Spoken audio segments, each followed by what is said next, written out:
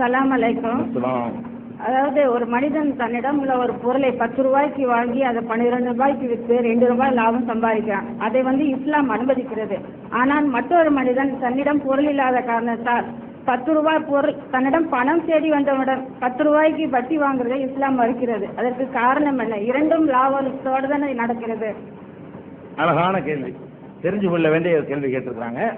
அதாவது இஸ்லாமிய அடிப்படையில் வட்டிங்கிறது அறவே கூடாது. எல்லா விதமான வட்டியும் இஸ்லாம் தடுக்குது. அவங்க என்ன கேட்குறாங்கன்னா, 10 ரூபாய்க்கு ஒரு பொருளை இதை வாங்குறேன், 12 ரூபாய்க்கு நான் விற்கிறேன், 12 ரூபாய்க்கு விற்கிறேன், 2 ரூபாய் எனக்கு லாபம் கிடைக்குது. ஒருத்தர் என்கிட்ட கடன் கேட்டு வர்றாரு, நான் 10 ரூபாயை கொடுக்குறேன், கேஸா இந்த பொருளை கொடுக்காம 10 ரூபாயை கொடுக்குறேன், நீ 12 ரூபா தாண்டு சொல்லி கேட்குறேன். ரெண்டும் ஒன்று தானே. ஒரு பொருளை 10 ரூபா பொருளை வியாபாரத்தில் லாபம் வைக்கலாம்னு சொன்னால் வட்டி ஏன் கூடாதுங்கிறது ஒரு தர்க்க ரீதியான ஒரு லாஜிக்கான ஒரு அருமையான கேள்வி கேட்டிருக்கிறாங்க. ஆனால் ரெண்டுக்கும் உள்ள வித்தியாசம் நீங்கள் புரிஞ்சுக்கணும். பல வித்தியாசங்கள் இருக்குங்க. வட்டி இஸ்லாம் தடுக்குது. இஸ்லாம் மட்டும் தடுக்கல, கம்யூனிசமும் தடுக்குது. கம்யூனிசமும் வட்டி அடிப்படையில் அமைந்த பொருளாதாரத்தை கடுமையாக தடுக்குது. 2 இசங்கள் தான் உலகத்திலேயே வட்டியை கடுமையாக தடுக்கக்கூடிய விஷயம். அது ஒன்று விளங்கிக்கிறோம். இப்போ ஒரு இந்த பொருளை நான் ஒரு ஆளுக்கு 10 ரூபாய்க்கு வாங்கி 12 ரூபாய்க்கு விற்கிறேன். இதோட எனக்கு அவனுக்கும் உள்ள உறவு முடிஞ்சு போயிடுச்சு.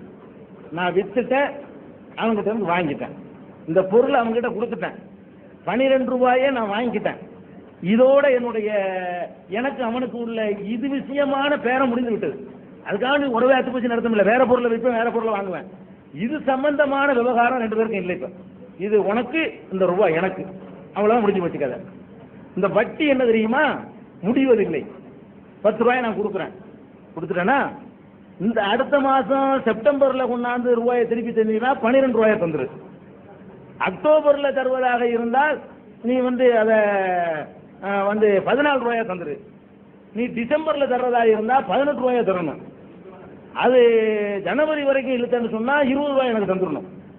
நான் கொடுத்த ஒரு 10 ரூபாய்க்கு அந்த டைம் ஆவ லேட் ஆவ திருப்பி அவன் வாங்கிட்டு இருக்கிறேன். வியாபாரத்தில் இந்த மாசத்துல கொடுத்துற ரூபாய் வாங்கி கடனுக்கு கூட நான் வியாபாரம் பண்றேன். கடனுக்கு வியாபாரம் பண்றது கூட நான் அப்படி கூட கேட்கறது இல்லை. இந்த பொருளை கடனா ஒரு ஆளுக்கு 12 ரூபான்னு வச்சு கொடுத்து விட்டேன், நீ 12 ரூபா கொடுத்துருப்பா, நான் தந்துடுறேன், வசதிப்படும்போது தந்துடுறேன், சம்பளம் வாங்கி தந்துடுறேன், எழுதிக்கிறேன் கணக்கில்.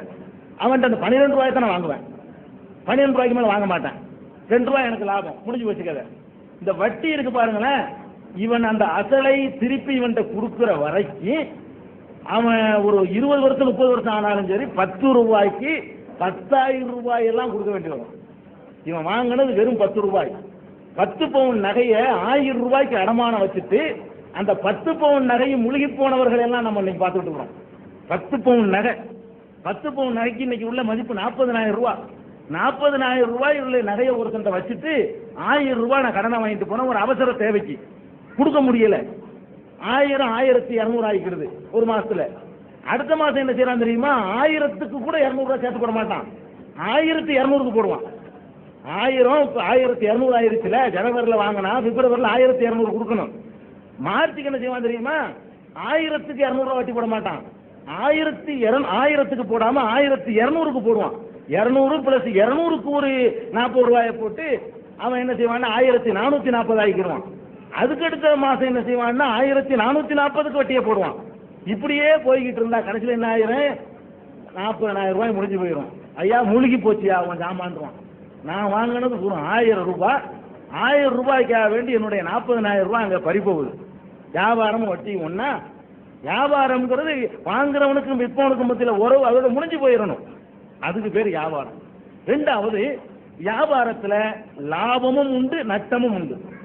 சொல்றாங்க 10 ரூபாய்க்கு வாங்கி நான் 12 ரூபாய்க்கு வித்துட்டேன்னு சொல்றாங்க. 10 ரூபாய்க்கு நான் வாங்கிட்டு வந்துருக்கிறேன், விலை இறங்கி போச்சு. தக்காளி பழம் மாதிரி வேலை செஞ்சு 40 ரூபான்னு கூட பேசி வாங்கிட்டு வர்றேன், கிலோ 40 ரூபான்னு சொல்லி. இங்கே வந்தால் தாராபுரத்தில் மழை பெஞ்சு கொண்டாந்து இறக்கி விட்டான் லோடா. நான் 40 ரூபாய்க்கு வாங்கிட்டு வந்த கிலோ தக்காளி இங்கே 4 ரூபாய்க்கு இவன் விற்குவான் கோயம்பேட்டில். இப்போ நான் 3 ரூபாய்க்கு விற்கணும். நான் வாங்கினது 40 ரூபா, நான் விற்கிறது என்ன? எப்பவுமே நான் 10 ரூபாய்க்கு வாங்கி 12க்கு தான் விற்பேன்னு சொல்லவே முடியாது. எந்த வியாபாரியும் வாங்கினதெல்லாம் லாபமாக விற்றுருவானா? 100 பொருளை வாங்குறான்னு சொன்னா 70 பொருள் லாபத்துக்கு விற்பான், 30 பொருள் மார்க்கெட்டு டவுன் ஆயிடுச்சுன்னா குறைச்சியும் கொடுப்பான். இப்போ வியாபாரத்தில் லாபம் நட்டம் எல்லாம் கலந்து இருக்குது. அந்த மார்க்கெட்ல என்னவோ அதுக்கு தகுந்த மாதிரி அவன் தன்னை வளைத்து ஆக வேண்டியிருக்காங்க. நான் 10 தான் வாங்கினேன், 12 தான் நீ தந்த ஆகணும்னா போட அந்த தரம் 8 ரூபாய்க்கு போயிடுவான். நான் சொல்லிட்டு இருக்கேன், வச்சுட்டு இருக்க வேண்டிய அந்த பொருளை. அப்ப 8 ரூபாய்க்கு மார்க்கெட்டுக்கு வந்தா நானும் 8 ரூபா தான். இப்ப வியாபாரத்துல வந்து நான் அன்னைக்கு மார்க்கெட்டுக்கு தகுந்த மாதிரி நான் என்னை அட்ஜஸ்ட் பண்ணி என்னை இறக்கி ஆகணும், ஒத்துழைச்சு ஆகணும். வட்டியில் அது உண்டா? வட்டியில் அது கிடையாது. கொடுத்தீங்கன்னா அது லாபம் தான், 10 ரூபாண்டா 12 ரூபா தான் அப்படிங்கிற அடிப்படையில் சுரண்டான இந்த சுரண்டலை தான் இஸ்லாம் வந்து தடுக்குது. இது இன்னொரு காரணம் விளங்கிக்கிறணும். இந்த விலைவாசி ஏறுது, இது அவங்க கேட்ட கேள்விக்கு நேரடி தொடர்பு இல்லாட்டாலும் வட்டிக்கு தொடர்புடையது. இன்னைக்கு விலைவாசி ஏறுதுன்ற ஒரு பெரிய விவகாரமா இருக்குல்ல. இதுக்கு என்ன காரணம்? எவனாச்சும் குறைக்க முடியுதா? ஒவ்வொருத்தரும் தேர்தல் நேரத்தில் வந்தா நாங்கள் குறைச்சிடுவோம், விலைவாசியை குறைச்சிருவோங்கிறான். யாராவது விலைவாசியை குறைச்சிருக்குதா? இன்னைக்கு வந்து ரூபாயுடைய மதிப்பு வந்து 6 பைசாவில் வந்து நிற்கிது. 24 பைசா 26 பைசான்னு வந்து 6 பைசாவில் வந்து நிற்கிது.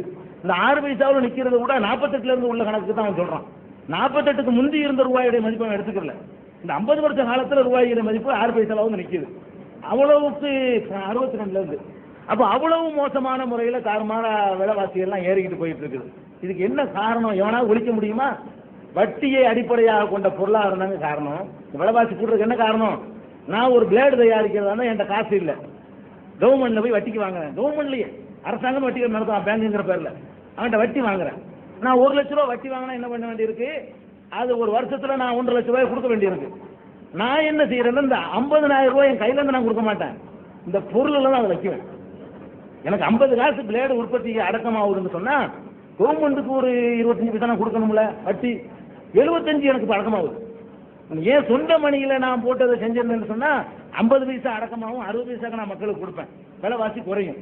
எல்லாம் உரத்துல இருந்து எல்லாத்துக்கும் வட்டி, எல்லாமே வட்டி அடிப்படையை கொண்ட பொருளாதாரமா இருக்கிறதுனால இந்த விலைவாசிகள் கூட தாறுமாறா ஏறுது. மனிதனுக்கு வந்து இஸ்லாம் என்ன சொல்லுதுன்னா மனிதாபிமான உணர்வு வேணுங்க. வியாபாரத்துல உழைப்பு இருக்கு, நல்லா விளங்கிக்கிறங்க.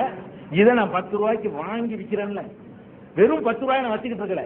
நான் பஜாருக்கு போறேன், அலைகிறேன், என் மூளையை செலவழிக்கிறேன், கஷ்டப்படுறேன். எந்த இடத்துல 10 ரூபாய் கிடைக்குமோ அங்க போய் வாங்குறேன். ஒருத்தன் 11 ரூபா வாங்க மாட்டேன், ஒருத்தன் 12 ரூபா அவன்கிட்ட வாங்க மாட்டேன். அலைஞ்சி திரிஞ்சு எங்க 10 ரூபாய் கிடைக்குது அங்க நான் வாங்குறேன். இதுக்கு நான் உழைக்கிறேன். இந்த 10ஐ 12ஆக ஆக்குவதற்காக வேண்டி நான் என்னுடைய உடல் உழைப்பையோ மூளை உழைப்பையோ செலவு செய்யறேன். 100 ரூபாய் கையில வச்சுக்கிட்டு இருக்கிறேன். இதுக்கு என்ன எந்த 100 ரூபாய் மதிப்புடைய விசாரிக்க செய்யறேன். 100 ரூபாய் கையில இருக்கும். ஒருத்தன் கஷ்டப்பட்டு வருவான், இந்தா 110 ரூபா கொடுத்துரு அடுத்த மாசம். என்ன நீங்க உழைச்சிங்க? இதுக்கு வியாபாரத்தில் உழைப்பு இருக்குதுல்ல, ஒன்று உடல் உழைப்பு அல்லது மூளை உழைப்பு, இந்த 2 உழைப்பும் இருக்கும். ஒரு உழைப்பும் இல்லாம இந்த ரூபாயை கொடுத்துட்டு கூட கேட்கறாங்கிறது கொடுமையா இல்லையா? அந்த அடிப்படையில் இஸ்லாம் என்ன சொல்லுதுன்னா பொருளாதாரம் என்பது வந்து மனிதாபிமான அடிப்படையில் சுத்தி வரணும். வட்டிக்கு போய் எவன் வாங்குறான்? தொழிலதிபர்கள் வாங்குறான், அது விலைவாசி கூடி போயிடுது. இன்னொருத்தன் வாங்குறான், சலசலப்பு எல்லாம் பாத்துக்கணுமா. இன்னொருத்தன் வாங்குறான், யார் தெரியுமா? தகப்பன் சீரியஸ், 1000 ரூபாய் மருத்துவத்துக்கு தேவை. இந்த நேரத்தில் மனிதன் என்ன பண்ணணும்? காசு வச்சுக்கிறவன் மனிதாபிமானம் அவனை கடன் கொடுக்கலாம்ல. மனிதாபிமானம் என்னங்க? இந்த பொருளை கொண்டு அடமானம் வச்சுட்டு வாங்குறானா இவன்லாம் யாருங்கிறீங்க? 1000 500 வாங்குறவன் பில்டிங் கட்டுறதுக்கா வாங்குறான், பெரிய பெரிய தொழிற்சாலையை உண்டாக்குறதுக்கா வாங்குறான், பேங்க்ல கடன் வாங்கிட்டு ஏமாற்றமா அதுக்கு வாங்குவான், அது வேற விஷயம். இந்த தனிநபர்கள் வச்சிருக்கிற வட்டிகள்ல வாங்குறவன் யாருங்கிறீங்க? ஒரு மரண காரியத்துக்கு, ஒரு கல்யாண காரியத்துக்கு, ஒரு வயிற்று வலிக்கு, ஒரு ஆபரேஷனுக்கு, ஒரு அவசர தேவைக்கு இதுக்கு போய் வாங்குறான். இவன் ஒரு நெருக்கடியான கட்டத்தில் சிக்கிக்கிட்டாங்கிற அந்த நேரத்தை பயன்படுத்திக்கிட்டு, இந்த நெருக்கடியை பயன்படுத்திக்கிட்டு 1000 ரூபாய் தர்றேன், 1200 தந்துடுறியா, அதுக்கு அடுத்த மாசம் 1400 தந்துடுறியா? இது மனிதாபிமானம். இஸ்லாம் என்ன சொல்லுது? கடன் கொடுக்க சொல்லுது. கடன் கொடுத்து உதவும். இருக்குதா? பணமா வச்சிருக்கியா? கடனா கொடு. மனிதாபிமானத்தில் உதவி பண்ணு. இன்னும் சொல்ல போனா இஸ்லாம் எந்த அளவுக்கு மனிதனுக்கு போதனை செய்யுதுன்னு சொன்னா, யார் ஒருவன் கடன் வாங்கியவனுக்கு கூடுதல் அவகாசம் தருகிறானோ, முடியுமானால் தள்ளுபடி செய்கிறானோ, அவனுக்கு கடவுள் வந்து தனி அவர் அந்தஸ்தை மறுமையில சொர்க்கத்தில் வழங்குகிறார். அப்படி ஊக்குவிக்குது. கடனை கொடுக்குறோம், தர முடியல, கடன் வாங்கணும் ஏங்க தரமாட்டேங்கிறான், முடியாம தரமாட்டேங்கிறான், ஃப்ராட் பண்றவன் மாதிரி இருப்பான். கொடுக்கணும்னு நினைக்கிறான், கடன் வாங்கிட்டு கொடுக்க முடியாம தற்கொலை பண்றவன் யாரு? கொடுக்க நினைக்கிறவன். கடன் வாங்கிடுறான், தற்கொலை பண்றான், போட தர முடியான்னு சொல்லிட்டு போயிடலாம். அவன் மானத்தோட வாழ நினைக்கிறான், முடியல, தூக்கு போட்டு சாவுறான், வெஸ்ட சாப்பிட்டு சாவுறான். அப்ப இந்த அளவுக்கு ஒரு மனிதன் போறான, தள்ளுபடி பண்ணலாம்ல. இந்த ஒரு வருஷம் தர்றேன்னு பரவாயில்ல, இன்னொரு வருஷம் எடுத்துக்க, இது சொல்லக்கூடாதா? அதனால இஸ்லாம் என்ன சொன்னா, இது பொருளாதார உதவிகள் எல்லாம் மனிதாபிமான அடிப்படையில தான் இருக்கணுமே தவிர ஒரு பொருளை அப்படியே கொடுத்துப்புட்டு பொருள் மாறவே இல்லை. இது வேற, ரூபா வேற. இதை கொடுத்து நான் ரூபா வாங்குறேன், இவன் கொடுக்கறதையே கூட வாங்குறான். வியாபாரத்துல வந்து பொருள் வேறையா அதுக்கு மாத்தி நான் கொடுக்குறேன். இவன் என்ன செய்யறான்னா இதே 100 ரூபாய் கொடுக்குறான், அதையே 110 ரூபாய் கேட்கறான். அந்த அடிப்படையில தான் இஸ்லாம் வந்து வட்டியை ரொம்ப கொடுமையான குற்றமா கருது, பெரும் பாவம். இஸ்லாமிய அடிப்படையில் மிகப்பெரிய பாவங்கள்ல வட்டி வாங்குவதும் கொடுப்பதும் சொல்லப்பட்டிருக்கு. எந்த கட்டத்திலையும் வட்டி வாங்கவும் செய்யாத, கொடுக்கவும் செய்யாத. உன்னை இருக்கிறதுக்கு பண்ணிட்டு இந்த 40,000 ரூபாய் கொடுத்த அடமான 1000 ரூபாய் வைக்கிறான், அதுக்கு பதிலா 1000 ரூபாய் அளவுக்கு ஒரு அரை பவுன் எடுத்து விட்டுருந்தான்னா இவனுக்கு அந்த 9.5 பவுன் மிச்சமா இருந்திருக்கும். இந்த 1000 ரூபாய்க்காக வேண்டி ஒரு 10 பவுன் நகையை கொண்டு அடமான வச்சு முழுகி போறது நிலைமைக்கு ஆளாகிறான. உனக்கு 1000 ரூபாய் தேவை, ஒரு அரை பவுன் அளவுக்கு எதாவது வெட்டி கொண்டு கொடுத்து அதுக்குள்ள வித்து காசை சம்பாதிச்சிருந்தா வட்டி கொடுக்கணுங்கிற சுமையும் இல்ல, மனச்சங்கடம் இல்ல, இந்த 9.5 பவுன் நமக்கு மிச்சமாக போயிருக்கும். இப்படித்தான் இஸ்லாம் வழிகாட்டுது. வட்டிங்கிறது அறிவுடைய யாருமே, மனிதாபிமானம் உள்ள யாருமே ஒத்துக்கிற முடியாது. அதை நம்ம பார்க்கணும். இந்தியா கடனாளியா இருக்குல்ல, இந்தியா இந்த நிலைக்கு ஆளா இருக்கிறதுக்கு என்ன காரணம்? உலக வங்கியில கடன், அதுக்கு வட்டி, நம்மளை எல்லாம் கடனாளி ஆக்கி வச்சிருக்கிறோம்.